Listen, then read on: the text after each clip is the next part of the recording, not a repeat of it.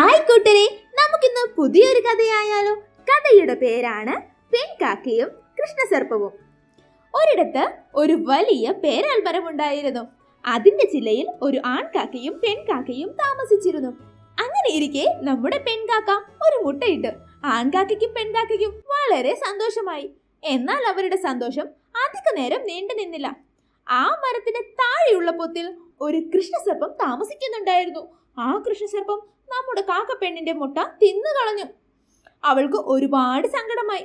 അവർ രണ്ടുപേരും ക്രാ ക്രാ എന്ന് കരഞ്ഞുകൊണ്ട് മരത്തിന് ചുറ്റും പറന്നു. എന്നാൽ കുറച്ചു നാളുകൾക്ക് ശേഷം വീണ്ടും പെൺകാക്ക മുട്ടയിട്ടു. എന്നാൽ പഴയതുപോലെ തന്നെ വീണ്ടും ആവർത്തിച്ചു. കൃഷ്ണസർപ്പം ആ മുട്ടയും തിന്നു. ഇത് ഒരുപാട് തവണ ആവർത്തിച്ചപ്പോൾ പെൺകാക്കയ്ക്ക് ഒരുപാട് സങ്കടമായി. ഇതിനൊരു ഉപായം കണ്ടെത്തണമെന്ന് അവർ തീരുമാനിച്ചു. അങ്ങനെ അവരവരുടെ ഉറ്റ ചങ്ങാതിയായ കുരങ്ങച്ചനോട് ഉപദേശം തേടി. എന്നാൽ കുരങ്ങച്ചൻ പറഞ്ഞു, നമ്മളെ കൊണ്ട് കൃഷ്ണസർപ്പത്തെ ഒന്നും തന്നെ ചെയ്യുവാനാവില്ല. കാരണം അവൻ നമ്മളെക്കാൾ വളരെയേറെ ശക്തനാണ്. അത് കേട്ട് പെൺകാക്കയ്ക്ക് വളരെ വിഷമമായി. പെൺകാക്ക കരയാൻ തുടങ്ങി.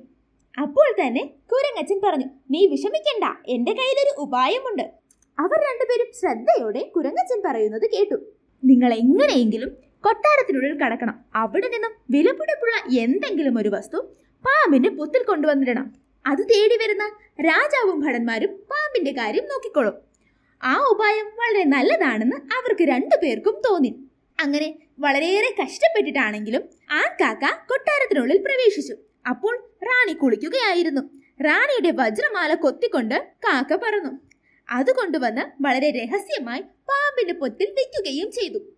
വജ്രമാല അന്വേഷിച്ചു വന്ന ഭടന്മാർ അത് പാമ്പിന്റെ പൊത്തിലുണ്ടെന്ന് കണ്ടെത്തി. അതെടുക്കാൻ ശ്രമിച്ച ഒരു ഭടനെ പാമ്പ് കൊത്തിക്കൊന്നു. അതറിഞ്ഞ രാജാവും ഭടന്മാരും വളരെ ദേഷ്യത്തിലായി. അവരെല്ലാം ചേർന്ന് പാമ്പിനെ പുകച്ചു പുറത്തു ചാടിച്ചു. കുത്തിയും വെട്ടിയും പാമ്പിനെ അവർ കൊന്നു. അത് കണ്ട് ആൺകാക്കയ്ക്കും പെൺകാക്കയ്ക്കും ഒരുപാട് സന്തോഷമായി. പിന്നീട് അങ്ങോട്ട് പെൺകാക്ക ഒരുപാട് മുട്ടകളിട്ടു. അവർ സന്തോഷത്തോടു കൂടി ആ മരത്തിൽ താമസിച്ചു. ഇതിൽ ഒരു ഗുണപാഠമുണ്ട്. പലപ്പോഴും ശക്തിയാൽ സാധിക്കാത്തത് ബുദ്ധിയാൽ സാധ്യമാണ്. കൂട്ടുകാരെ, നിങ്ങൾക്ക് ഈ കഥ ഇഷ്ടമായോ? പുതിയൊരു കഥയുമായി പിന്നെ കാണാം. ബൈ.